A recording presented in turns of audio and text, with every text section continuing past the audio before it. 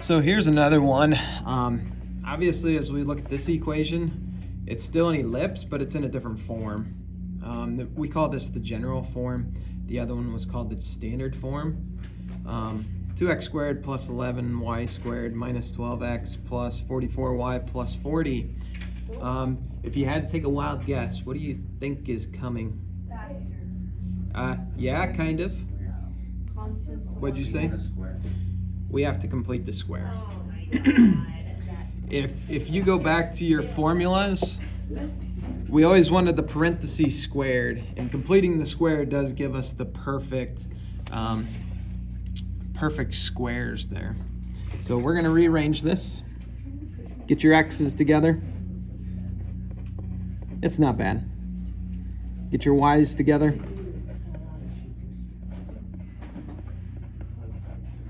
And what do you think we should do with 40? Put it to the other side. Get it to the other side, so subtract 40.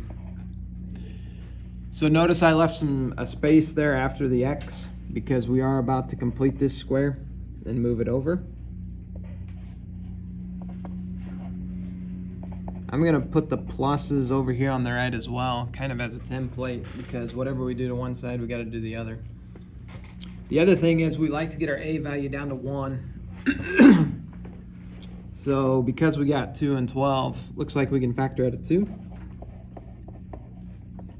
So do that first before you complete your square. Again, 11 and 44, factor out the 11.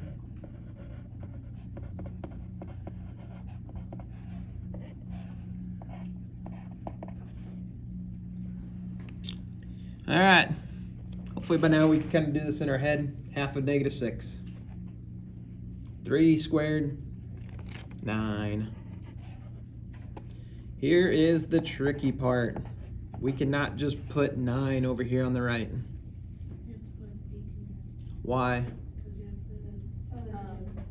Because it's multiplied. Yeah, so if we were to distribute this to, which order of operations would tell you to do so, 2 times 9 would get you 18. It looks like we added 9, but we actually added 18 over here on the left. So that's why I'm going to put an 18 there. Half of 4, 2, 2 squared, 4. But again, I'm not going to add 4 over here. What do I need to add? 44. 11 when we distribute to that 4 is going to get us 44. Everybody okay with that? Is that 40 supposed to be negative or no? Yeah. Yeah, on the left. Yeah, the right side. Thank you.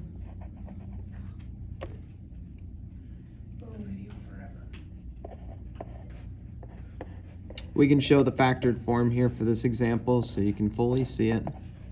-40 and 44, 4 plus 18, 22. X, 3, 3, minus, minus. Y, 2 and 2, plus, plus. So 2 of those.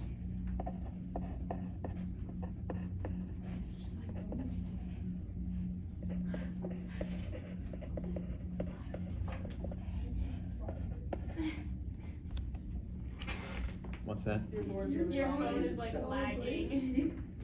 Oh, sorry. Oh, that's fine. If you wave your hand under it, it goes so slow on the board.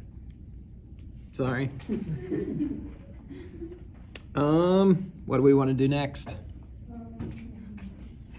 Divide by 20. 20 what? 22. Yep. Sorry, I thought you said divide by 20. Oh no, sorry.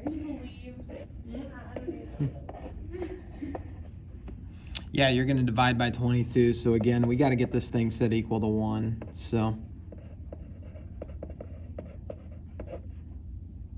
that goes down to 2. X minus 3, quantity squared. That goes down to 11. So it says to identify the center, vertices, foci, and endpoints here for part B. But I think instead of doing that, let's just identify our values. What's our A value here? It's not 11. Is it 3? Square root of 11. Square root of 11.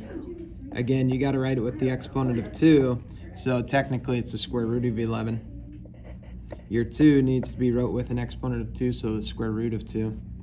So A is the square root of 11, B is the square root of 2. C, I will let you do that on your own.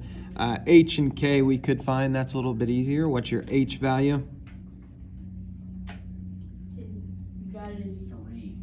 It is 3. And your K value? -2. 2. So just calling these out. Shouldn't it be negative?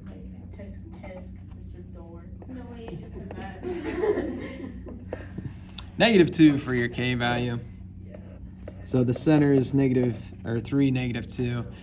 And lastly, let's just identify the which half of the template we're going to use. Is this a major axis horizontal or vertical?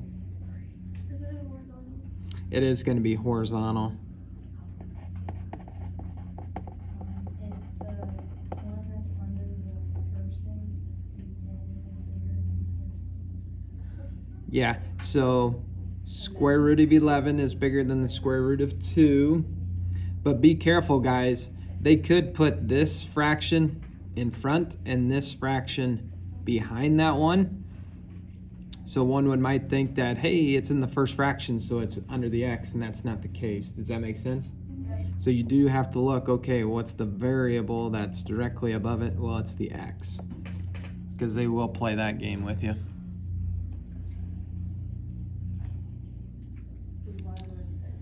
Determine the standard form of the equation of an ellipse with the vertices and the foci. General sketches can be helpful here. Let's go ahead and get a start to it.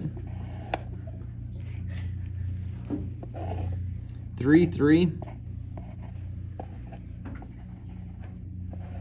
-3, 3. So believe it or not, we now can determine what our A value is. First of all, where does the center have to be? 0, 3. There's our center right there. So if you want to write that, you can. Center 0, 3. Kind of a piece to the puzzle that we're missing. Your A value, guys, is the length from the center to your vertice. So that's 3. So our A value is 3. Your foci, 2 square roots of 2. Kind of hard to show, but 2 square roots of 2. Was this your B or your C value? C.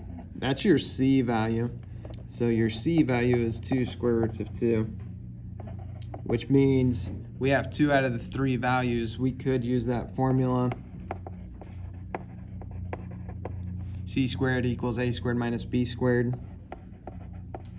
I'm going to go a little bit quicker here because I know the bell's about to ring. 4 times 2 is 8. This is 9. So we get a B value of 1.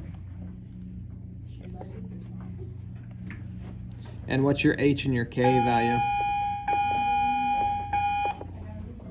H is Oh, 0. it's probably like 0 and 3. Yep, you found your, This is what we're doing. It's like the center. yep, that's the center. Yeah. I can't even.